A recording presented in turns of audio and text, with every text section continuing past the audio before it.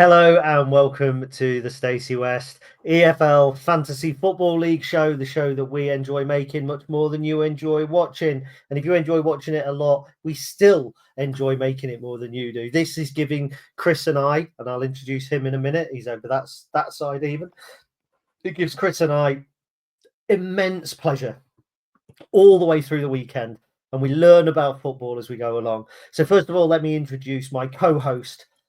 We're split by a hair in the current standings. Mr. Chris Lamming, how are you? I'm all right, despite a defeat this week. Magnanimous, I think, is the word that comes to mind here. You seem a lot more chipper than you have early on in previous weeks. Shocking. I'd lost about 4 on the bounce, I think, but it's not without controversy, is it? This week's scores have changed at last minute. Things have happened. We've got a lot to go through. Now, look, if you're new to this, so if you are an EFL Fantasy Football League fan, it's not your conventional fantasy show. Chris and I go head to head. We go through our teams, and rather than it being cumulative points, we each win a week after week. So at the moment it is 7-6 to Chris because he missed the first 2 weeks. And I've won the last one to pull it back to 6. You'll still get your fix of fantasy football. We're still going to go through some of the top performers. We explain why we've picked our teams, but we also set ourselves some challenges. Now, we have set some challenges this week, but we didn't set a challenge last week because there was a double game week. I don't think we set a challenge, did we? No, it was just a very reduced fixture list, wasn't it? Yeah, it was a reduced fixture list, but it was exciting nonetheless. Now, Chris, do you want to talk us through your team? Or shall we actually, first of all, there's 2 controversies, isn't there? There is. Indeed. Because at close of play last night, you had a 3-figure sum. I did. And now you don't. No, I don't. Indeed, yes. There's been some things happen overnight in regards to allocating points to certain players. So there's been an assist chalked off. There's been a red card added. So much to discuss. So the Accrington and Wimbledon game was the only double game. It was the only second game. So we had 4 players, 2 each from Accrington and Wimbledon in our sides. We both picked Farrand Rawson, who was on 10 points going into last night's game, but he conceded 2 goals. He was sent off after the final whistle. So the initial points calculation actually didn't take into account the red card, and the red card was only added this morning. Now, the BBC also reported Ben Wood's assist had been chalked off at the end as well. Now, that's crucial because you had captained Ben Woods. And that's not whether there's another controversy with Ben Woods, which is just in mine and Chris's game, but we'll come to that in just a second. First of all, let's have a quick look at substandard Liège this week. Chris, talk us through it. Yeah, some positive decisions, some less so. Josh Griffiths picking up 9 points seems like a decent shout. Pordy O'Connor going off at half-time in Lincoln's visit to Exeter certainly didn't help, picking up just 2 points in that game. We've already discussed Rawson, who had a really strong first game, 10 points. But of course, Accrington were one of the 2 sides that had 2 matches this week alongside Wimbledon, and his red card actually meant he finished on -1 for the individual match on Tuesday night. Mr. Molyneux of Doncaster, high scoring so far this season, but not a high scoring week. And then Accrington Stanley at the bottom with 10 points. And MK Dons, I think there's been a lesson learned here. So MK Dons were a team I thought had a good shout of a win. They did win. They got the points for the win. So 7 points is normally a reasonable haul. You picked both Accrington and Wimbledon, the only 2 teams who were playing twice. But the reason that they were the 2 teams playing twice is because they were playing against each other. So my mentality last week was, well, they can't both win both games. So let's back someone else who can. Whereas your mentality was, well, they can't both lose both games. So they're guaranteed points. And that worked in your favour massively. Massively, massively. Of course, Ben Woods there, captained. That was a good shout. I think I certainly wouldn't have been the only person across Fantasy EFL will have captained Ben Woods. He's been a really high performer recently. Did have an assist chalked off, so was even higher than this. But in regards to our individual game, there is some controversy relating to my selection of Ben Woods and your, well, was it a selection or not of Ben Woods? Well, everybody who watches the show will know last week I selected Ben Woods. When we went through the teams, I had selected Ben Woods. When the points started accruing on Friday or Saturday, Ben Woods was nowhere to be seen in my side. Mr. Walton was there instead. Now, for some reason, my team hadn't saved correctly. Now, Chris has been incredibly gracious. Moral victory. Yeah, oh, you needed one of those because morally you were beginning to fall behind. One of us was going to claim a moral victory this week, and Chris claimed the moral victory by saying that I could have the points for Ben Woods. Now, Ben Woods for you, he was captain and he scored 32, which means he would have scored 16 for me. Walton scored 6, so I get 10 on my total of 88, which takes me to 98, 6 ahead of Chris. So thank you for that. It was very gracious. Now, there was some really, those last 10 minutes last night were massive for us because Ali Smith scored, which has given me the points. But Ball got the assist for that goal, by the way, for you. Mm-hmm. Farron Dawson, who I captained at one point, was on something like 30 odd points and was then sent off and goes down to 18. I don't have Ben Woods, but obviously you lost points for captaining him. Now, the big difference here this week, because obviously I had O'Connor, who went off half time. I had Cleworth, who only got 3, which kind of lines up with Molyneux for you. We both had Stevens, we both had Griffiths. It's down at the bottom here, because had Wimbledon lost 2-0, I wouldn't have got the points that I got. And had they lost 2-1, I wouldn't have got the points they've got. So the fact that Ali Smith, a former Lincoln City player, popped up in the last minute of the game and helped level for Wimbledon and both scored 2 goals, give me 24 points at the bottom. And we've just deduced, haven't we, that as I won by 6 points, had I not got those points for Wimbledon, you've got 17 at the bottom, I've got 24. That's literally the difference. So whatever we've picked, the teams that we've picked, it's literally that difference, isn't it? Yeah, it was incredibly tight this week. So, yes, you are welcome, of course, for me being very gracious and allowing it. But no, I think it was fair. As mentioned, everyone that watched this last week will have known that you did pick Woods. I think it was only fair to allow you to count those points. I just hope that as much as in our game here, it doesn't end up as just one point in it, because that might become quite controversial. But a few things have been learned by me. We do this because we're far from experts at this game. We're kind of learning as we go as well. If there are 2 teams that are playing each other in a game week in which there's limited to pick from, it is worth picking both those sides, even though they can't both score full points, because as I said, MK Dons won.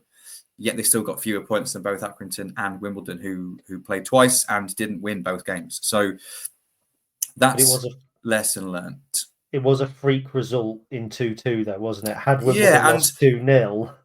Indeed, and I think that just goes to show. I feel all right. Obviously I lost, but it was tight, and don't mind my selections on the whole. It was actually the players outside of those 2 games that kind of weren't brilliant this week, but. It feels like, from a personal perspective, to kind of give an analogy, any football fans, you don't mind losing if you lose to either get absolutely battered by the better team, or you've got something controversial to blame. As long as it's not your fault directly, you kind of feel okay about it, don't you? And I feel okay about it because last minute, the reason we love football is because things like that can happen. Sometimes it goes for you, sometimes it goes against you. Last minute changes everything. And then also the controversial referee decision, of course, with the whole Woods situation. So I feel all right about it, to be honest. You're back within a point, but I seem to remember last time I lost a game, or lost a game week against you, I was in a very different mood and reacted very, very differently than I am now.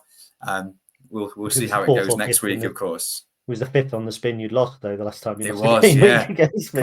Confidence was low last time round, so things have changed since then. So let's have a quick look at the Stacey West League, which is what it's all about. So I am now 36th. Now, bear in mind, I can't fix the points tally here, so I should be 10 points higher. We'll see where I should be morally. But so Josh Jones, I mean, he's smashing it nationally, is top. But we've got Callum Anderson and John Leonard there. They've been fighting it out for that kind of second place all season. And it was a good week for Callum this week. Who did Callum pick? So he had he also had Rawson and Woods. He also backed Wimbledon and Accrington Stanley. I almost picked Goodman. He didn't have a great week, did he? So that's an interesting side. And Mickey Demetriou was one that we both, I think, said we were almost going to pick the last week and didn't. He hauled 12, so that's really interesting. Amy Jones falling behind Josh a little bit there. Ed Harrison, Matt Fenton. I mean, it's the same sort of names that are up there. I think, what did Matt Fenton? 103 he got. And again, Captain Ben Woods, Stevens, Alex Gilby did very well. Kramer was another defender that I'd said over Cleworth was one that I quite liked the look of, but I didn't want to put him in because he's playing against Lincoln. So there we go. We go a little bit further down. Now, you've actually done incredibly well to pull yourself up. You are... We're in the 30s somewhere, I think. You're in the 30s. So you're there on 33 with 933. Now, I would be on 930, so I'd only be one place higher anyway. And Ben obviously forgot to do it this week, so he's somewhere down below. But Dean Gripton, we've got to comment on Dean because he's 1%. He only picks players that 1% of people have picked. He pulled 81 this week without his vice captain. So yeah, again, really interesting. Really interesting. I think he's done well, and he had Walton rather than Ben Woods. So who should people have picked this week, Chris? This is Chris with his roundup of the highest scorers. We should have a theme tune for this. You should have a tune. I don't know. We've already got a good theme tune. It's Graham with his handy reminder. No? Blind Date, Saturday evenings. Too young, aren't you? That's rolling back the years. I used to watch that at my nan and granddad's house. There we go. I used to watch it when mum and dad went out and the babysitter and let us have it on. Anyway, go on. Who should they have had this week? Well, in goal, ex-imp Jordan Wright had a fantastic game. Only played once. 14 points in that individual game. 6 saves, 1 penalty save included in that, and a clean sheet as well. So well done to Jordan Wright, who had a indifferent start to the season. I know a few Guernsey supporters who had been disappointed by his start, and both you and I as Lincoln fans felt that he'd be a more than capable and reliable League Two goalkeeper. I'm pleased for Jordan that he's kind of showing that now. I even had a message this week from a Grimsby Town fan, friend of mine I went to school with, Matt, saying, I stand corrected on Jordan Wright. He's come good. So well done, Jordan Wright. Best scoring defender, Ryan Cooney of Crewe Alexandra. Again, only played 1 game this weekend, yet was still the highest scoring defender with 14 points. 3 clearances, a clean sheet, a goal. That always helps, doesn't it? Also picked up a yellow card, so would have had an extra point if it wasn't for his booking. Then in midfield, we've got a couple of mentions. We mentioned Ben Woods. He was the top scorer in midfield on 16 points overall. But of course, that was split across 2 individual games. The highest scoring midfielder that played just once this weekend was Osama Ashley of Salford City. 13 points in just a single game with an assist, 2 key passes and 4 interceptions. And then last but not least is Matt Stevens of AFC Wimbledon with 14 points. Did play twice, but 13 of those 14 points came in just 1 match in which he scored a couple of goals. And that was in a game against Barrow. So there you are. Brilliant. And now we play out your theme tune. So we come on to this week. So this week we have decided again to have a little challenge. We're not touching the teams at the bottom. That's free issue this week, so we can pick who we want. But there are 2 stipulations this week. I will let people know the first one, and I'll let Chris know the second one. We are Lincoln City fans. This is on a Lincoln City channel. So it's only fair at some point we start putting in some Lincoln City stipulations. And this week, our selections had to include at least 2 former Lincoln City players. So not current Lincoln City players. We had to pick 2 players who have played for Lincoln City in the past. And the other stipulation, Mr. Lamming? Well, of course, we have 7 players to pick from in total. 2 of those players, as a minimum, must come from the Championship. 2 must come from League One. And 2 must come from League Two. And of course, that allows us a wild card from any division in addition to that as well. Now, it was quite difficult, actually, because there's only a handful of double games in League Two, but the Championship and League One have got more or less a full fixture. but Peterborough don't play, so there's no Kwame Poku in either of our sides. But he may still score big. But we've both gone for double teams. Would you like to talk through yours first of all? Happily. In that case, I should really have had this ready to go anyway. I assumed that was going to go boom straight up there. Yep, There we go. Boom, Look at that. There Beautiful. we go. So first of all, Chris, who are your two ex-Lincoln City players? Josh Griffiths in goal. Bristol Rovers also participating in League One. He's one of my two League One players as well. And then also Morgan Whittaker is my forward player playing for Plymouth and counts towards one of actually three Championship picks. So firstly, I had two choices, I think, in terms of in goal. It was Josh Griffiths or Lucas Jensen, to be honest. We both fit either one of the League One or Championship players, but also the ex-Lincoln quota, which was the important part. So I was pretty sold it was going to be on one of those two before I'd even looked more in depth into kind of ex-Lincoln players, to be honest. I was already sold it was going to be one of those two. It was quite tough to pick, but I wanted to pick two other Championship players, so it helped me in regards to picking Josh Griffiths. But there's also some thought behind this a little bit in terms of point scoring. So firstly, Mansfield's quite a good attacking team. Bristol Rovers, reasonable defensive. Don't tend to concede a huge number of goals at the moment. Bristol Rovers are on a reasonable run of form. Mansfield do have a lot of shots, though, particularly from range. So I thought there might be a few save opportunities here for Josh Griffiths. But primarily it was the potential for a clean sheet against Blackpool, what I was banking on here. Blackpool have got a pretty big injury crisis, particularly at the top end of their pitch. They don't really have any fit centre forwards at the moment at all, and are, of course, on really poor form in terms of results because of that. So pick Josh Griffiths for that reason. And then Morgan Whittaker up top. Of course, ex-Lincoln, so that kind of fits that quota. But Norwich, not on good form at the moment. They're playing away at Norwich. Doesn't really matter if Norwich win. If Morgan Whittaker creates chances and scores goals, then he still scores good points. Watford at home, of course, Watford on really, really good form. However, have conceded the second highest amount of expected goals this season in the Championship, despite their good form. So I just thought there was opportunities here for a forward player who isn't impacted at all by the scoreline, really, to have a positive input in regards to key passes, assists, goals, etc. So that's why I've picked Morgan Whittaker. Two midfielders from League Two, Taylor Allen from Walsall, double game week playing Wimbledon and Bromley. Just a consistent scoring midfielder in both key passes and interceptions, and regularly plays 90 minutes for Walsall. And then I think this is probably my most controversial pick of the lot in Sam Finley.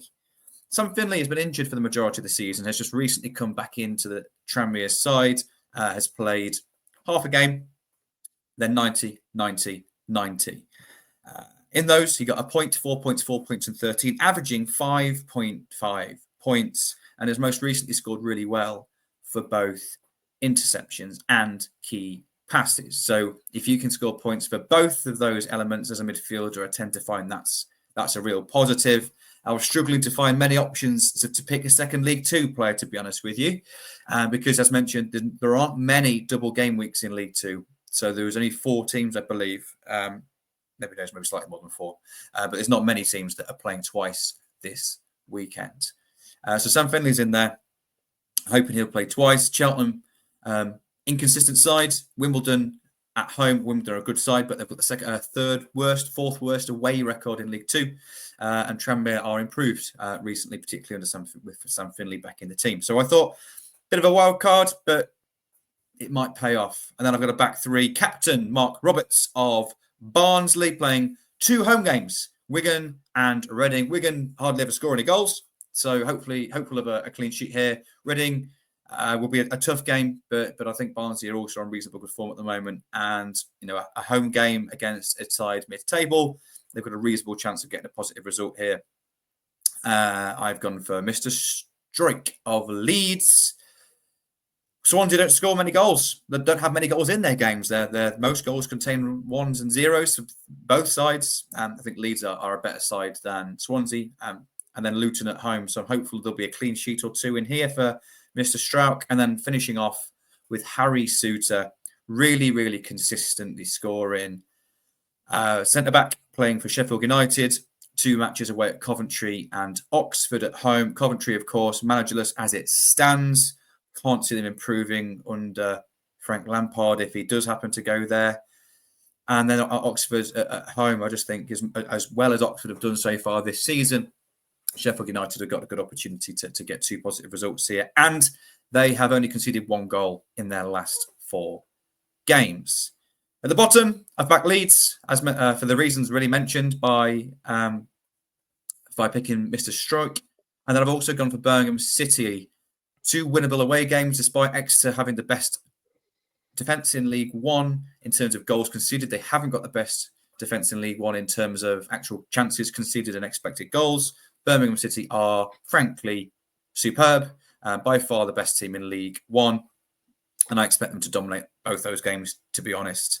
And I haven't picked a Birmingham player. So I wanted to not really back any of the teams that I had picked players for. I did double up on Leeds, so I didn't want to double up twice. So I picked Birmingham for that reason. Now, quick question. When you sent the WhatsApp over, there was 2 deleted teams. Were there any players that you were close to putting in and didn't? No, it was all I changed were the teams at the bottom. Okay. So there were players that I was umming and ahhing between. But put your teeth in. Those 2 deleted teams that I emailed through to you were just at the bottom. I did have Barnsley in there briefly. I did have Sheffield United in there briefly, and then I decided against it because I didn't want to double up twice. Now, one thing that always happens between me and you is that our teams are often very, very close. 2 or 3 individuals often the same teams at the bottom. So it's really interesting that this week that isn't the case. And I think that's due to the fact it's quite a wide double game week and the fact that we couldn't select literally anybody we wanted because there are several players. And before I go to my team, there was Kramer at Exeter. I was that close to putting in. He was in 1 or 2 of my team, my first drafts. I had Sands at the Norwich City striker. He was in there. But, neither of us have touched an actual Lincoln player this week. No. Well, Lincoln have got 2 tough games in Wickham at home. Wickham on fantastic form recently in League One. And then away at Wrexham and at home they're formidable as well. So I couldn't confidently back a Lincoln City player, particularly with Paudie O'Connor going off injured half-time against Exeter. Paudie O'Connor's probably been the most consistent in terms of point scoring on Fantasy EFL. He's a doubt for the game. And then Ethan Arahan might be the only other one I would maybe be selecting there because would likely score highly for interceptions, but he's only just coming back from injury. And the extra rules of making sure you've got to get 2 League 2 players in there, plus the other rules, I just couldn't justify picking a Lincoln player this week. So you were right. There are only 4 teams that were going to play double game week in League 2 as well, which are Bromley, Tranmere, Wimbledon and Walsall. And I have included a Wimbledon and a Walsall player in my team. So this is the team that will be hoping to draw it level to 7-all. Now, first of all, my 2 imps. One of them is you described it in the chat as cheeky, but we'll come to it. So my first imp is Lucas Jensen. My other choice actually wasn't Josh Griffiths. I was toying between Jensen or Alex Palmer. And at one point, I was going to go with Palmer and Hegem. And then I just did away with West Brom completely. Honestly, I was rushing it. And I had so many different teams in my head on my drafts. I'm not even sure I've picked the right one now, but this is the one we're going for. So I've gone for Jensen. I think he'll be making saves against Sunderland. And we know statistically Lucas Jensen makes saves. If the shot's in on goal, he will save goals. So even if he concedes 1 or 2 against Sunderland, I can see him making sufficient saves to kind of push his score back up. And I think Portsmouth away as well, probably a likelihood there of a clean sheet. Millwall are doing pretty well at the minute. Some Lincoln fans might be looking over that going, where's your next Lincoln player? Well, my next Lincoln player is the next player. It's Matty Pearson. Now, this is really cheeky because Matty Pearson played. It's cheeky in a positive way. It is. I was trying to use my extensive Lincoln City knowledge to pick the most obscure former imp. Matty Pearson played 2 games on loan for Lincoln from Blackburn Rovers, and they are undocumented in most places because they were FA Trophy games. If memory serves me, they may have been the 2 Carshalton games, which are quite famous in Lincoln City history for being utterly rubbish. He scores quite well for Huddersfield. He's a regular. He tends to play 90 minutes. I can just see him getting his interceptions. Again, it's not so much about what the opposition are going to do, but he heads it away, he kicks it away, that sort of thing. In my mind, he's a defender like a Piagiani, like a Sweeney, like a Pordy O'Connor. He's the man that's going to be getting on the end of those things. So that's why I went for him. I went for Dennis Sirkin because he's solid and he scores points each and every single week. Sunderland will do well. I fancy them for at least one clean sheet. They're such a good side. It was a no-brainer to captain Sirkin. And Harry Souttar, we've both gone for same reasons. Again, Coventry, if they do have Frank Lampard in, I can't see them getting a new manager boost. It's more like a new manager anchor around the neck and dropped into the ocean. And Oxford at home. Oxford are actually a decent enough side, but it's the Chris Wilder game, isn't it? And I think that it'll be a really tempestuous one. I think that there will be lots of opportunities for Souttar to score as he does regularly. Now into the midfield. I've got my one League One. I mean, at this point, I've already got 3 championships, so I couldn't go for anybody in the championship. Williamson is a player I've said so many times I like, and I've never really backed him. And then you backed him one week. I put him in the team and took him out again. When I was Did you? So he was one of yours. Yeah.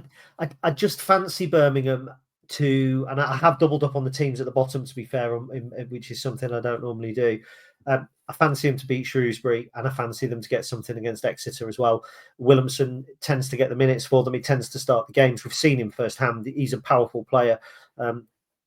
One thing that struck me is his goal against us was from outside the area. The way that Exeter defend, I can see them being strikes from outside the area on goal. Now, Joe Whitworth's a decent goalkeeper. George Wickens is a decent goalkeeper, but Williamson he's got a laser-guided effort. Fancy him to get goals. And I haven't looked at interceptions and key passes here. I've looked at scoring midfielders, and maybe that's to my detriment, which is why I've gone for Jamie Jellis at Walsall. He scored 5 goals this season already. He doesn't always complete the 90 minutes. Excuse me. But if he's in amongst the goals and assists, I quite fancy him to score some points. I've kind of gone Wimbledon. I didn't want to back against Wimbledon for obvious reasons because they did me really well this week. But Bromley at home, I think that's winnable. And I think that he can get himself amongst the goals. And then I went for Matt Stevens because I needed a striker. I needed him to be from League Two. And there wasn't many other players that I could have picked from. And to be honest, by the time I got to the striker, I could not be asked to start trying to rejig my side in order to accommodate a striker that I actually wanted. So, you did it that way. I did Lincoln players first. That was what I kind of sorted. I did. Kind of, they're my first let's two. Get them in, and then let's go from there and build. But I did that, and they were my first 2 teams. And then I picked the rest of the defence, and it was going to be championship. And then it's like, well, I want Williamson, I want Jellis, and well, now he's got to be a League Two striker. And he was Matt Stevens, I think, is the highest League Two scoring League Two striker that's got 2 games this week. Plus, he had a great week last week for me. And every time I've had a striker who's done well and then dropped him, he's done well the next week. And then when I picked him, he's kicked off like Josh Madger. I killed Josh Madger by dropping him, and he did really well. So I've backed Stevens again. At the bottom, Birmingham. I've said it before in this video. I've said it in another video today as well. It's a no-brainer. Shrewsbury and Exeter, both away games. You get more points for away wins. If anybody's going to win 2 away games back-to-back, it's going to be Birmingham City. And then Sheffield United, mainly because I fancy them to beat Oxford, whether Oxford are a decent side or not. That's a winnable game for Sheffield United. And I think Coventry away, with the uncertainty around Coventry at the moment, I think I can get 4 wins from 4 there. And if 3 of those wins are away wins, and I fancy at least one of them to be by more than 2 goals in Birmingham and Shrewsbury, which, by the way, will be tasty. Because didn't they play each other in the EFL Trophy, and Birmingham had twice as many supporters there as Shrewsbury did, and then both teams got fined for it all kicking off. Could be a really interesting one. That I didn't check if Williamson's on 4 yellow cards. That could be a real issue for me. See, I didn't check Williamson. I took him out of the team, but I made the point of checking that no one in my team was on 4 yellow cards. I double checked no one was injured. We're getting there with this now. We're starting to take it a bit more seriously. Well, I certainly am. I've got what I was going to say, but yes, ultimately to that. I didn't realise that there was any issues at Shrewsbury last time. I think one thing that is worth talking about with Shrewsbury, of course, is they've got a new manager in Gareth Ainsworth. So, of course, it's a little bit of a baptism of fire, I think, playing at home to Birmingham. I think Shrewsbury will probably see that as a bit of a free hit, to be honest. They're not expecting anything to change massively, I don't think, in that game. But there will be a bounce of some description, I imagine, with Ainsworth in the dugout. I think primarily because, particularly if the fans and the players go with him, because you're either kind of fully with Gareth Ainsworth or you tend to be fully against him, don't you? There doesn't tend to be many in the middle. I think if they go with him, I think Shrewsbury have got a half decent chance of staying up now. But in this game, I think it's a game too soon for them. So despite new manager bounce and maybe the little bit of a needle in the game in regard to what happened in the EFL Trophy, I'm with you. I think Birmingham, you really would expect a comfortable victory there. And Williamson has been in the goals, has been playing 90 minutes in a squad that's so deep for a player at Birmingham to play 90 minutes pretty much every game. I think that's commendable to show how important he is. And, if he's getting 90 minutes every game, he must be pretty good, mustn't he, compared to the other options that they have. So, I'm not sure about that now, because I kind of think I wish I would have put him in, but I don't know what the League Two player would have been. So it's bold, isn't it? It's bold choosing Sam Finley over someone like Williamson and then finding a League Two player from elsewhere. Your problem is that you don't want to back Tranmere and Bromley because neither of them, from memory, are having a particularly great season. So I didn't want to go for a defender from a League Two team that I wasn't confident with. So then I was limited to midfielders and forwards. So that's why I ended up with what I ended up. But Williamson, I think is a really good shout. That one might come back to bite me. We'll see. But I like that our teams are so different this week. Because they have been similar at times, and it is different this time round, and that hopefully keeps it interesting for everyone watching. Keeps it interesting for us as well, and we'll see what happens. And I think when it comes to picking the sides and doing the challenges, because some people have said, "Oh, just pick people beginning with J or S or something like that." I think we still want to be competitive. We want to think outside the box, but on double game weeks, we still want to be scoring, towards 100 points. If either of us just take 70 points from this game week, that's going to be really disappointing. We want to be up there in the hundreds.